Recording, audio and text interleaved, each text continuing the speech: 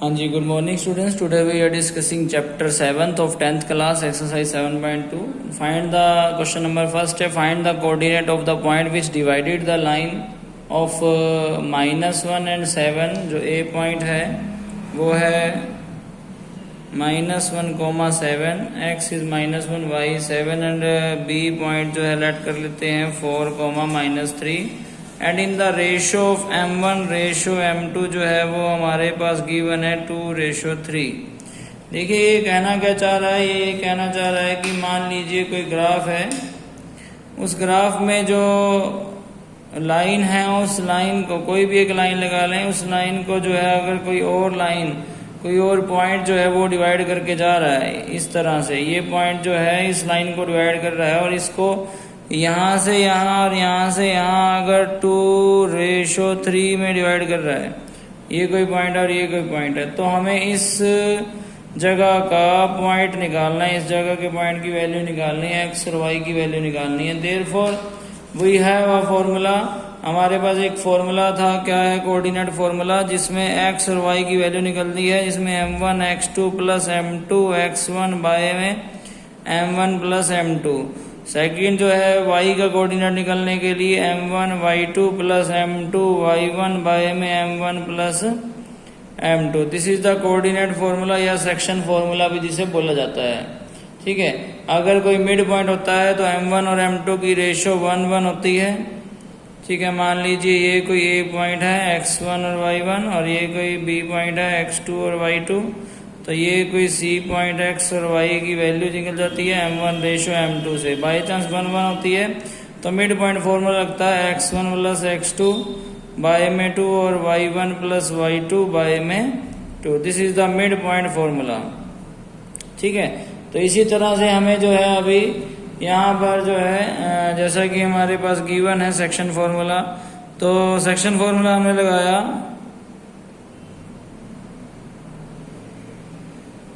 जैसा कि अभी मैंने आपको लिख के दिखाया था, उसी हिसाब से अब आपको क्या करना है, इसी फॉर्मूले के हिसाब से आपको वैल्यू पुट करनी है जो आपको फॉर्मूला अभी दिख रहा है. ठीक है, इसमें जो है हमारे पास m1 कितना है 2 है, x2 कितना है 4 है, प्लस m2 3 है और x1 कितना है -1 है. ठीक है, बाय में क्या है m1 प्लस m2 है. सिमिलरली m1 कितना है 2 है, y2 कितना है -3, m1 y2 plus m2 y1 bye में m1 प्लस m2. ठीक है जी, उसके बाद यहाँ पर जो भी c पॉइंट होगा उसकी वैल्यू आ जाएगी. 4 2 8 -3 1 3 by 5 -3 2 6 plus 7 3 21 by 5. There is a 5 by 5, there is a 15 by 5. Therefore it is a 5 1 5 and it is 5 3 15.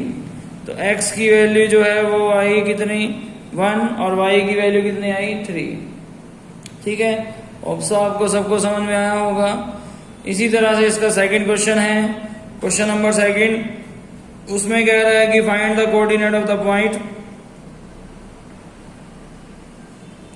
Find the coordinate of the point. और इसमें क्या बोला गया है, इसमें बोला है कि किसी लाइन को, मान लीजिए एक लाइन है, उस लाइन को उसने 3 इक्वल पार्ट्स में जो है डिवाइड कर दिया कि यहां से लेके यहां तक भी a है, यहां से लेके यहां तक भी a है और यहां से लेके यहां तक भी a है.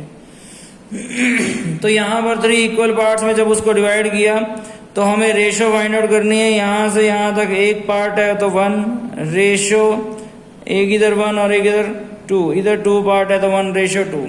अगर यहाँ पर a पॉइंट कोई गिवन और b पॉइंट कोई गिवन हो तो उस a और b की रेशो को अगर 1:2 से निकाला जाए तो यहाँ c का पॉइंट फाइंड आउट हो सकता है.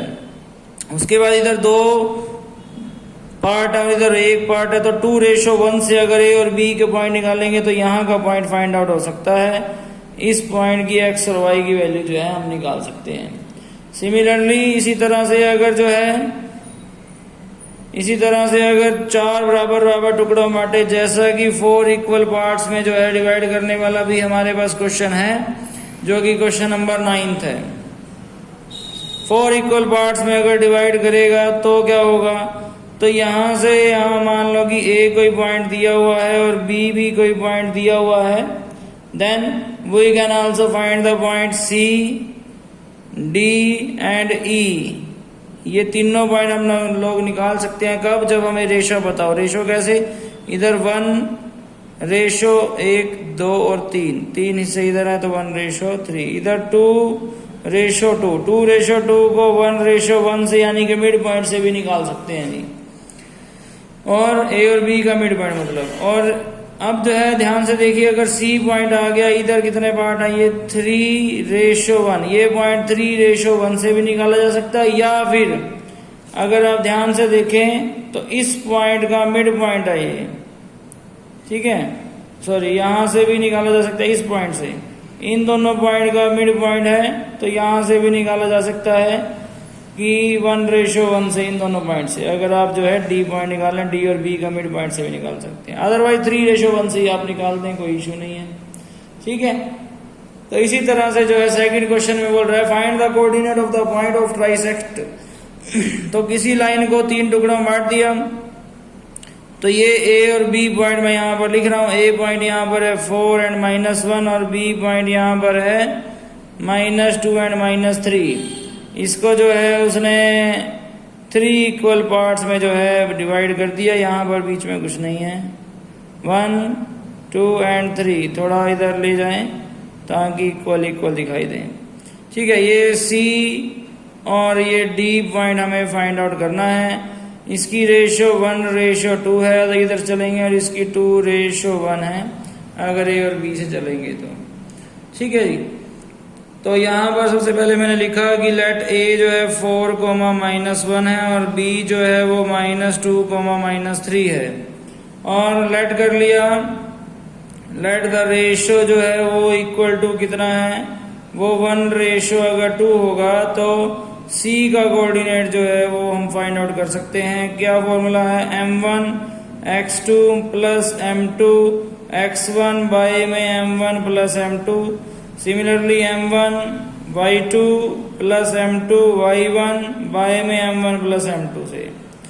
सिमिलरली ये इसके बाद क्या होगा, -2 plus 8/3 -3 -2 by 3, similarly is equal to 6/3 and -5/3, 6/3 is equal to 2 and 2, -5/3 is the point of C coordinate, ठीक है। उसके बाद जो है जब आपने डी कोऑर्डिनेट के पॉइंट निकालने थे, तो डी और कोऑर्डिनेट के पॉइंट कैसे निकलेंगे, क्योंकि यहाँ पर रेशो क्या है, रेशो यहाँ पर लेट आएगी 2:1, तो 2:1 से m1 x2, ठीक है जी, और x2 कितना है, -2 है, plus m1 x2 plus m2 x1 bye में m1 प्लस m2।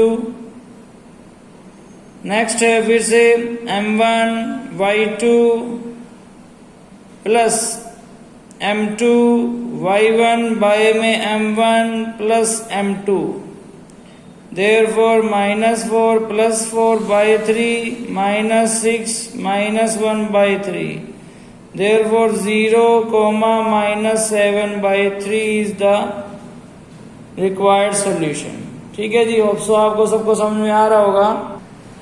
सिमिलरली आपको क्वेश्चन नंबर 9 इसी तरह से कर लेना है, अभी मैंने बताया कि उसकी रेशो किस तरह से डिवाइड होगी। आगे है क्वेश्चन नंबर 3। क्वेश्चन नंबर 3 में क्या है, क्वेश्चन नंबर 3 में ध्यान से देखिए तो आपको एक ग्राफ दिख रहा है, उस ग्राफ में जो है ये x एक्सिस होती है, ये y एक्सिस होती है। तो यहाँ से x एक्सिस से जो है सेकंड लाइन में एक लड़की जो है वो रनिंग कर रही है, ठीक है, और एक लड़की जो है वो 8th लाइन में रनिंग कर रही है।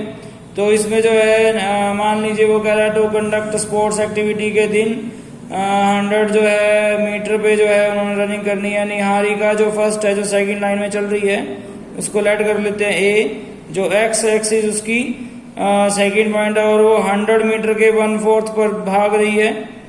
100 मीटर का 1/4 मतलब 25, तो 25 पॉइंट्स पे वो भाग रही थी। इसी तरह से बी जो है वो जो है सेकंड 8th लाइन में प्रीत जो है वो भाग रही है, वो x में 8th लाइन में और y पे जो है वो 1/5 पे है। 1/5 मतलब 1/5 part of that line. It means ये उसके पॉइंट आगे a पॉइंट 0 and 25 है, b 8 and 20 है। इन दोनों के बीच में डिस्टेंस हमें फाइंड आउट करना है। What will be the distance between these two point? Therefore we have to find the distance between A B के बीच में हमने फाइंड आउट किया रूट में x2 माइनस x1 का whole square plus y2 minus y1 का whole square. There is a 6 whole square, there is a minus 5 whole square, there is a 36 plus 25 is equal to कितना हो गया? यहाँ पर हो गया 30 और 50 और 61। Root 61 is the distance between these two runner. उसके बाद उसने कहा है कि कोई और तीसरी लड़की रश्मि जो है इन दोनों के बीच में बिल्कुल आ गई, उसके पॉइंट बताने हैं। तो मिड पॉइंट फॉर्मूले से हम उसके पॉइंट निकाल सकते हैं या फिर कोऑर्डिनेट फॉर्मूले से 1:1 से। तो mid point formula x1 plus x2 by 2 y1 plus y2 by में। Therefore x1 plus x2 by 2 and y1 plus y2 by 2 is equal to कितना हो गया? 10/2 5 एंड 45/2, या फिर इसको 22.5 भी हम लिख सकते हैं। ठीक है जी, होप सो आपको सबको समझ में आया होगा। आगे बढ़े अब इसका फोर्थ क्वेश्चन। फोर्थ क्वेश्चन में वो क्या कह रहा है? वो कह रहा है कि find the ratio in which the line segment, कोई पॉइंट है, ये कोई लाइन सेगमेंट है, ठीक है, ये कोई A पॉइंट है जो कि -3 और 10 है, ये कोई B पॉइंट है जो कि 6 और -8 है। ये एक लाइन सेगमेंट है जिसको डिवाइड कर रही है एक लाइन, और उस लाइन के जो पॉइंट है उस वो जो इस पॉइंट पर कट कर रही है वो ये पॉइंट है। इसकी रेशो निकालनी है हमें। ठीक है जी, इसकी रेशो निकालनी है। So we have to find the ratio. जब भी हमें रेशो निकालनी हो तो हमें लेट करना पड़ता है। सबसे पहले आप पॉइंट जो है यहाँ पर लिख लें, उसके बाद लेट कर ले। लेट द रेशो जो है वो क्या होगी? तो मान लीजिए रेशो जो है k/1 हम लेट करते हैं m1 और m2। तो यहाँ पर क्या होगा कि कोऑर्डिनेट जो है c, x और y का जो फॉर्मूला है वो क्या है? m1 x2 प्लस क्या है? m2 x1 बाय में क्या है? m1 plus m2। Similarly m1 y2 plus m2 y1 bye में m1 प्लस m2। तो ये फॉर्मूला है जी। इसमें आप जब पुट करेंगे इसकी वैल्यू तो दी हुई है -1,6, और m1 जो है वो k है, x2 6 है, प्लस m2 1 है और x1 -3 बाय में m1 plus m2। Similarly m1 k है, फिर से y2 -8 एंड 1 एंड 10 बाय में k प्लस 1। तो यहाँ पर आ गया 6k -3 by k plus 1, -8k plus 10 by में k प्लस 1। किसी एक को आप कंपेयर कर दें, x की वैल्यू को x से या फिर y से, आप कोई भी कंपेयर कर सकते हैं, और दोनों को कंपेयर करेंगे तो भी आंसर सेम ही आएगा। यहाँ पर आंसर किसकी वैल्यू आएगी? k की वैल्यू जो है हमें पता लगेगी -k -1 बराबर 6k -3, और माइनस के उधर चला जाएगा तो -1 प्लस 3 बराबर 6k प्लस k, 2 बराबर 7k, 2/7 is equal to k। तो जब यहाँ पर 2/7 इज इक्वल टू k की वैल्यू आ गई, और हमारे पास रेशो जो थी वो क्या थी? वो थी k/1। तो रेशो जो है 2/7/1, यानी कि 2/7, 2/7 में जो है इस लाइन ने इसको कट कर दिया है जी। ठीक है जी। सिमिलरली जो है क्वेश्चन नंबर जो 5th है वो भी आपको खुद से करना है। उसमें क्या है कि कोई एक लाइन है जिसमें पॉइंट जो है a और b दिया हुआ है 1, -5, और b कोई पॉइंट दिया हुआ है -4, 5 is divided by x axis. तो इस c का पॉइंट भी दिया हुआ है x, 0, क्योंकि कोई पॉइंट अगर x एक्सिस उसको काट रही है और x एक्सिस के पॉइंट क्या होते हैं? x, 0 होते हैं। तो इसमें भी आपको k/1 ही लेट करनी है रेशो, और आपको क्या करना है? y के कोऑर्डिनेट, जैसे हमने यहाँ पर जो है एक्स के कोऑर्डिनेट कंपेयर किए थे, आपको वाई के कोऑर्डिनेट कंपेयर करने हैं। कारण क्या है उसका, क्योंकि वाई का यहाँ पर कोऑर्डिनेट 0 है, तो आपको के की वैल्यू फाइंड आउट हो जाएगी, जिससे के की वैल्यू फाइंड आउट होते ही फिर आपको एक्स के कोऑर्डिनेट कंपेयर करने हैं, जिसमें के की जो वैल्यू आएगी वो आपको पुट करनी है।